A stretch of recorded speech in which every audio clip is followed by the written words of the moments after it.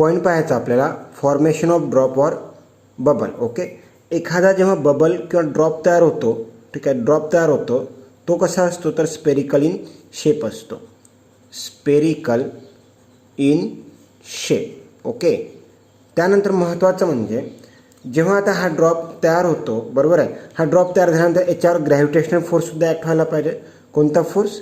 Gravitational फोर्ससुद्धा याच्यावर काय व्हायला पाहिजे? ॲक्ट व्हायला पाहिजे. त्याच्यानंतर आपण सरळ तुम्हाला मी एक एक्झाम्पल सांगितलं होतं की सोप बबल असेल किंवा ड्रॉप जो आहे तो स्पेरिकल इन शेप आहे. काय? स्पेरिकल इन शेप आहे. It is because of the surface tension. It is because of the surface tension. मग ग्रॅव्हिटेशनल फोर्स हा सुद्धा तर ॲक्ट होत आहे, सरफेस टेन्शनही ॲक्ट होत आहे आणि बबल फॉर्म होताना तो सरफेस टेन्शनमुळे तयार होत आहे. याचा अर्थ सरळ आहे, तुम्ही नेहमी लक्षात ठेवायचं. सरफेस टेन्शन डॉमिनेट करते कशावर? तर ग्रॅव्हिटेशनल फोर्सवर. कशावर? ग्रॅव्हिटेशनल फोर्सवर. म्हणजे सरफेस टेन्शनचं प्रभुत्व आहे, डॉमिनेशन आहे ग्रॅव्हिटेशनल फोर्सवर आणि म्हणून मग हा जो ड्रॉप तयार होत आहे हा कसा आहे तर स्पेरिकल इन शेप आहे. त्यानंतर दुसरा हा झाला नंबर 1 पॉईंट. नंबर 2 पॉईंट, याच्या आतमध्ये काहीतरी प्रेशर आहे, इनसाईड प्रेशर आहे, बरोबर काय? Pressure inside. ओके, इनसाईड काहीतरी प्रेशर आहे, पण ॲट द सेम टाईम आउटसाईडसुद्धा प्रेशर आहे. आउटसाईड प्रेशर आहे ना, ॲटमॉस्फेरिक प्रेशर आहे, कारण ज्याला म्हणतो मी प्रेशर आउटसाईडसुद्धा आहे. त्यानंतर तुम्ही हा जो ड्रॉप आहे बरोबर ना, हा झाला लिक्विड सरफेस. याला टँजेन्शियल फोर्स असेल, सरफेस टेन्शन असेल, बाहेर काय असेल? सरफेस टेन्शन असेल. मग याचा अर्थ बाहेर जर पाहिलं तर प्रेशर आउटसाईड आहे, ॲटमॉस्फेरिक प्रेशर आहे, force due to surface tension आहे, आतमध्ये प्रेशर इनसाईड आहे. पण याचा अर्थ बाहेरचे जे फोर्सेस आहे हे या ड्रॉपला कोलॅप्स करत आहे का, नष्ट करत आहे का? तर नाही, तो ड्रॉप मेंटेन आहे. तो ड्रॉप काय मेंटेन आहे? आता बघा, जो ड्रॉप आहे ना तयार झालेला, का जो बबल आहे, it does not gate collapse. तो कोलॅप्स होत नाही. बिकॉज लक्षात घ्या, इनसाईड प्रेशर या दोघांच्याही एकत्रित इफेक्टपेक्षा काय तर जास्त आहे. बाहेरचा जर इफेक्ट जास्त झाला आणि आतला जर प्रेशर कमी असेल तर बाहेरचा जो फोर्स आहे, प्रेशर आहे, त्याला कोलॅप्स करून टाकते. पण तो बबल फॉर्म झालेला आहे. याचा अर्थ असा आहे की लक्षात घ्या, पुढचं वाक्य अतिशय महत्त्वाचं मी तुम्हाला लिहून दिलेलं आहे. ते म्हणजे in short, pressure inside a bubble or liquid drop is greater than कशापेक्षा? रिझल्टंट. कशाचा?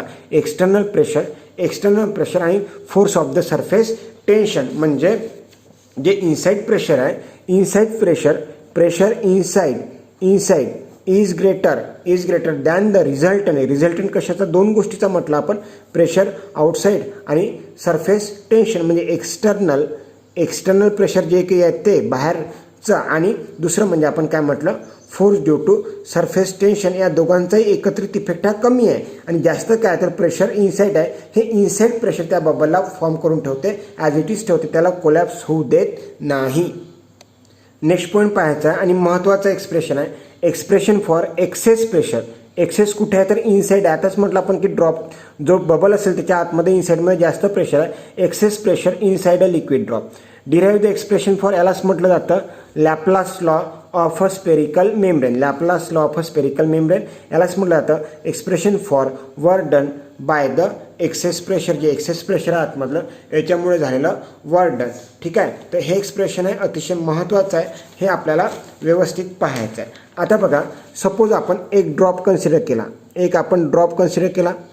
ठीक आहे, हा जो ड्रॉप आहे, बबल आहे, याची जी रेडियस आहे, हे रेडियस आर आहे, हे रेडियस काय? आर आहे.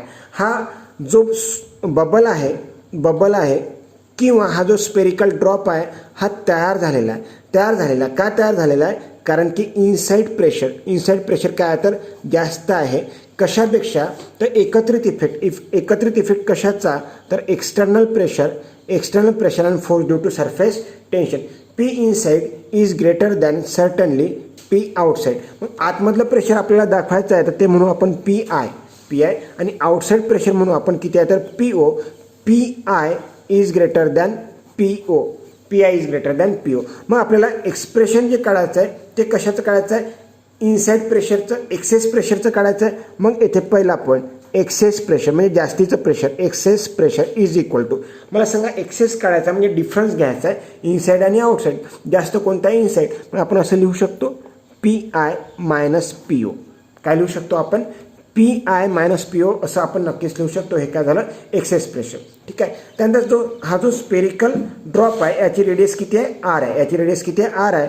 म्हणजे आपण जो एरिया घेऊ शकतो त्याचा इनिशियल एरिया A1 नक्कीच घेऊ शकतो. स्पियर आहे तर 4 pi R square, 4 R square.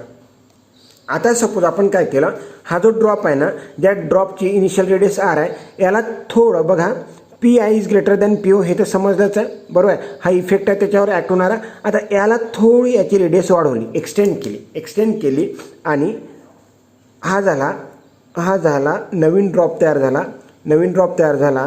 आणि हे जे इन्क्रीमेंट आहे ठीक आहे, हे किती आहे तर डेल्टा आर आहे विच इज व्हेरी स्मॉल. म्हणजे इनिशियल रेडियस जर आर असेल तर आता इनिशियल आर होती आणि त्याच्यामध्ये ॲड झाला डेल्टा आर. काय झाला, delta R. But delta R is very small. It is very small so that there will be no change, no effect on inside pressure. Inside pressure remains constant. नाहीतर मग काय होईल, एरियामध्ये जर खूप जास्त फरक पडला तर आपल्याला माहिती आहे की pressure is equal to force upon area. एरियात फरक पडला तर प्रेशरसुद्धा याच्यावरसुद्धा फरक पडायला पाहिजे. एरिया आपण वाढवत आहे तर प्रेशर कमी व्हायला पाहिजे. पण डेल्टा आर एवढा कमी आहे की प्रेशरवर जास्त फरक पडला नाही. इनसाइड प्रेशर काय तर कॉन्स्टंट आहे. मग हा झाला आपल्यासाठी इनिशियल एरिया. आता बघा A2 4 पाय. ठीक आहे. रेडियस किती, R plus delta R bracket square, बरोबर आहे. A2 is equal to 4 pi R plus delta R square plus 2R into delta R okay plus delta R square. Okay. Then A2 is equal to 4 पायने याला multiply करा. 4 pi R square, 4 multiplied by 2 8 pi R into delta R plus delta R square आणि याला मल्टिप्लिकेशनमध्ये no doubt काय यायला पाहिजे, 4 पाय. आता बघा, हा जो डेल्टा आर स्क्वेअर आहे हा ऑलरेडी व्हेरी स्मॉल आहे. आणि जेवढा स्मॉल नंबर असेल म्हणजे पॉईंटमध्ये असेल त्याचा स्क्वेअरसुद्धा तेवढाच काय येतो, कमी येतो. जसं 3चा स्क्वेअर काय होतो 9 होतो. स्क्वेअर जास्त झाला पण 0.3 आहे, याचा जर स्क्वेअर घेतला तर तो होतो 0.09. 0.09 इज लेस दॅन 0.3. 0.09 म्हणजे तो स्क्वेअर असून सुद्धा कमी येतो ओरिजिनल नंबरपेक्षा. ठीक आहे. मग डेल्टा आर जर व्हेरी स्मॉल आहे तर डेल्टा आर स्क्वेअर त्याच्यापेक्षा स्मॉल असायला पाहिजे. म्हणून delta R square can be neglected. So A2 is equal to काय आला पाहिजे, 4 pi R square plus 8 pi R into delta. याला आपण काय करू, P I minus P O याला 1 देऊ. इक्वेशन A1 म्हणजे याला 2 देऊ आणि याला काय देऊ आपण 3 देऊ. म्हणजे आता काय झालं, A1 जो एरिया होता तर तो किती झाला, आता A2 झाला. नो डाऊट एरिया वाढला कारण की पहिले स्मॉल ड्रॉप होता, आता मोठा ड्रॉप तयार झाला. त्याला आपण आर वरून आर प्लस डेल्टा आर वर नेलं, बरोबर आहे. मग increase in area DA is equal to काय करावं लागेल, A2 minus A1 is equal to A2 4 pi R square A2 4 pi R square plus 8 pi R into delta R minus A1 म्हणजे initial area 4 pi R square, बरोबर. 4 pi R square. मला सांगा या ठिकाणी 4 pi R square cancel. So increase in area DA is equal to 8 pi R into delta R. हा काय झाला आपल्यासाठी, इन्क्रीज इन एरिया. याला देऊ आपण इक्वेशन नंबर 4. आता आपल्याला हे माहीत आहे की जेव्हा एरिया इन्क्रीज होतो when there is a increase in area some work is being done. काही ना काही काम केल्या गेलेलं असेल. आणि आपण असं म्हटलं होतं की जर एरिया DA असेल, DA ने एरिया वाढत असताना जर झालेलं जे वर्क आहे ते काय असेल, DW असेल. आणि आपण वर्क डन सरफेस एनर्जी आणि सरफेस टेन्शनचं आपण एक रिलेशन पाहिलं, त्याच्यामध्ये आलेलं होतं की DW is equal to T into DA. So DW is equal to T into I can write down 8 pi R into delta R. ठीक आहे. त्यानंतर वर्क डनला आपण असे लिहू शकतो, work done is equal to, बघा फोर्स अप्लाय करावा लागला असेल, जर आपण रेडियस जर वाढवली या डायरेक्शनने तर या डायरेक्शनने फोर्ससुद्धा अप्लाय करावा लागला असेल. ठीक आहे, तर आपण असे लिहू शकतो F work done is equal to force into displacement. आर इथपर्यंत तर होताच आणि डेल्टा आरने वाढवला म्हणजे डिस्प्लेसमेंट जो आहे, जे डिस्प्लेसमेंट आहे ते किती झाली, डेल्टा आरने झाली.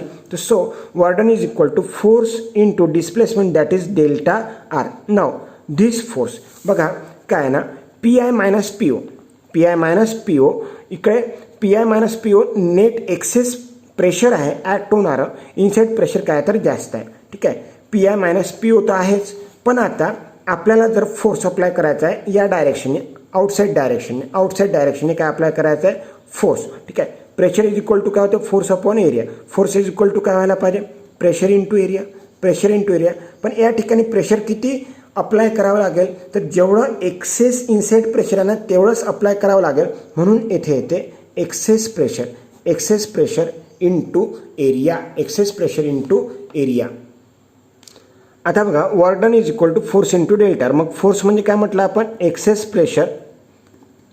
Pressure into area into delta. हे महत्त्वाचं आहे. हा एरिया कोणता घ्यावा लागेल, तर हा एरिया इनिशियलच घ्यावा लागेल ना, इनिशियल एरिया. कारण की ज्यावेळेस हा ड्रॉप आर इतक्या रेडियसचा होता त्याच वेळेस तुम्ही वर्क डन केलं, त्याच वेळेस तुम्ही फोर्स अप्लाय केला. डेल्टा आर तर नंतर आला, वर्क डन काढायचं बरोबर आहे. मग excess pressure into area into delta R, हे सुद्धा एक महत्त्वाचं आहे. हे लिहिता आलं नाही तर पुढचं येणारच नाही. Then D W is equal to excess pressure किती आहे, P I minus P O. Inside pressure जास्त आहे, आउटसाईड प्रेशर कमी आहे. मग एक्सेस जास्तीच्याच याच्यावर विचार करायचा आहे, तर P I minus P O. Area किती घ्यावा लागेल, 4π r स्क्वेअर इंटू काय तर हा डेल्टा आर. मग बघा work done is equal to काय म्हणू शकतो आपण, T into 8πr into delta R. आणि work done is equal to P I minus P O into 4πr square into delta R. मग याला जर मी 5 नंबरचं इक्वेशन आणि याला दिलं मी 6 नंबरचं इक्वेशन. ठीक आहे, आणि from 5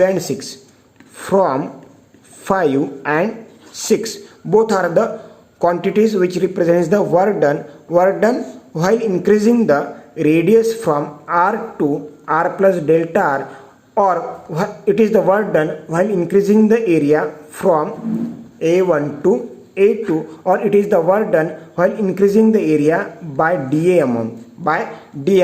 So now from 5 to 6, work done T into 8πr into delta r is equal to work done. This is also work done is equal to pi minus pu 4π r square into delta r.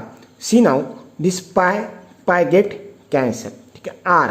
ठीक आहे, हा delta R cancel, R आहे, R square आहे, तर हा R cancel, तर इथे राहील फक्त हा एक आर राहायला पाहिजे. ओके, हा 8 आहे, हा 4 आहे, 4 2 8. मग आता बघा इकडे काय राहिला, हा 2t राहिला, त्यानंतर हा पी आय राहिला मायनस पी ओ राहिला, बरोबर आहे. आणि या ठिकाणी काय राहिलेला आहे, आर राहिलेला आहे. आपल्याला एक्सप्रेशन पाहिजे होतं कशासाठी, एक्सेस प्रेशरसाठी. So P I minus P O is equal to 2t upon r. This is the Laplace equation. This is called the Laplace equation for a spherical membrane. This equation gives the excess pressure inside a liquid drop, excess pressure inside a liquid drop. ठीक आहे, तर हे एक महत्त्वाचं equation आहे. Steps पुन्हा सांगतो मी एकदा तुम्हाला समजण्यासाठी. ठीक आहे, त्या स्टेप्समध्ये तुम्हाला विचार करावा लागेल की काय करायचं आहे. एक बबल घ्यायचा आहे ज्याची रेडियस किती आहे, आर आहे. ठीक आहे, inside pressure P O, outside pressure inside P I, outside P O. Inside pressure नेहमी जास्त आहे म्हणून तो ड्रॉप कोलॅप्स होत नाही. P I is greater than P O. Excess pressure म्हणताना P I minus P O. Radius R आहे, initial area काय घ्यावा लागेल, 4π r स्क्वेअर घ्यावा लागेल. त्यानंतर आपण काय केलं, आर जे रेडियस आहे, हा जो बबल आहे याची रेडियस वाढवली डेल्टा आरने. मग नवीन जर पाहिला आपण एरिया तर 4π आणि स्पियर आहे तर मग R plus delta R square, बरोबर आहे. फोर. त्यानंतर याच्यावरून तुम्हाला इन्क्रीज इन एरिया काढता येते, इन्क्रीज इन एरियासुद्धा काढता येते. डी ए आपल्याला काढता येते. डी ए जर काढला, डी ए काढताना फक्त एक करावं लागते की डेल्टा आर स्क्वेअर निग्लेक्ट करायचा. तर डी ए जो येतो आपल्यासाठी तो येतो 8 pi R into delta, 8 pi R into delta. त्यानंतर जर वर्क डन झालेलंच आहे, कारण की रेडियस जर वाढवले आपण, रेडियस वाढवली आहे डेल्टा आरने, मग वर्क डन झालेलं आहे. तर मग D W is equal to T into D A, T into 8 pi R into delta. Work done झालेलंच आहे, तर work done is equal to force into displacement. Displacement किती नाही, डेल्टा आरनेच रेडियस वाढवलेली आहे. Then this force which will have to be applied here to increase the area, to increase the radius. ठीक आहे, हा फोर्स तेवढाच असेल जेवढा एक्सेस प्रेशर असेल त्याला मल्टिप्लाय करावं लागेल या एरियाने. एक्सेस प्रेशर, सर्वात महत्त्वाची स्टेप हेच आहे, excess pressure into area into delta R. Excess pressure is P I minus P O. Area original ज्यावेळेस आर होता त्याच वेळेस आपण फोर्स अप्लाय केला असेल या डायरेक्शनने. एरिया 4 पाय आर स्क्वेअर आणि डेल्टा आर हे सुद्धा वर्डन आहे, या दोघांना इक्वेट केलं T into 8 pi R into delta R आणि डायरेक्ट आपल्याला मिळालं P I minus P O is equal to 2T upon R. याच्यातलाच फक्त पुढचा पॉईंट, जर केस जर सोप बबलची असेल, मग अशी आपण लिक्विड ड्रॉप घेतला. सोप बबलच्या बाबतीत असं होतं की आतमधला एरिया आणि बाहेरचा एरिया दोन्ही कॉन्टॅक्टमध्ये असतात एअरचा. तर तो जो मग अशी इन्क्रीज इन एरिया आला होता 8 pi R into delta R, त्याला मल्टिप्लिकेशनमध्ये 2 येऊन जाईल. किती येऊन जाईल, 2 येऊन जाईल. ठीक आहे, इन्क्रीज इन एरिया मग 2 इंटू 8 म्हणजे 16 पाय आर इंटू डेल्टा आर येऊन जाईल. ठीक आहे, मग अशी 8 pi R into delta R आला होता, तर आता 16 येऊन जाईल. आणि वर्क डन काढताना D W is equal to P I minus P O, 4 pi R square delta R. परंतु इकडे त्यांना T into 8 pi R delta R न येता 16 पाय आर इंटू डेल्टा आर येईल आणि P I minus P O 2T upon R न येता 4T अपॉन आर येईल. म्हणजे तुम्ही हे सुद्धा लक्षात ठेवायला पाहिजे की excess pressure P I minus P O जर फक्त लिक्विड ड्रॉप म्हटलं असेल तर त्याचा आन्सर 2T अपॉन आर. आणि जर केस असेल सोप बबल जे साबणीचा जो फेस होतो, डिटर्जंटचा जो फेस होतो त्याच्यामध्ये जे बबल फॉर्म होतात, तर त्याचा आन्सर असेल 4T अपॉन आर. काय असेल, 4T upon R, 2T upon R आणि 4T अपॉन आर. म्हणून एक्सप्रेशन जेव्हा तुम्हाला विचारलं असेल तेव्हा स्पेरिकल मेम्ब्रेन म्हटलेलं आहे की सोप बबलची केस आहे, ते सुद्धा तुम्हाला समजून घ्यावं लागेल. एक्झाम्पल आहे, what should be the diameter of a water drop आहे, सोप बबल नाही वॉटर ड्रॉप आहे. सो दॅट एक्सेस प्रेशर दिलेला आहे आपल्याला, म्हणजे आपल्याला P I minus P O दिलेला आहे 80 न्यूटन पर मीटर स्क्वेअर, हा गिव्हन डेटा. ठीक आहे, सरफेस टेन्शन म्हणजे T 7.27 into 10 to the power -2 newton per metre. आणि काढायचं काय, डायमीटर डी आपल्याला काढायची आहे. ठीक आहे, मग आपल्याला माहीत पाहिजे की एक्सेस प्रेशरचा फॉर्म्युला काय घ्यावा लागेल, P I minus P O. पण केस कोणते आहे, वॉटर ड्रॉप आहे, तर 2T upon R. So R is equal to, R जर इकडे गेला तर काय होऊन जाईल 2T upon P I minus P O. 2T किती 7.27 into 10 to the power -2 upon P I minus P O किती 80. हे तुम्ही सॉल्व करा, तुम्हाला रेडियस मिळेल. मीटरमध्ये डायमीटर काढताना त्याला 2 ने मल्टिप्लाय करा. तर हा होता सर्व Laplace equation for spherical membrane excess pressure inside a ड्रॉपचा कन्सेप्ट. अतिशय महत्त्वाचा कन्सेप्ट आहे.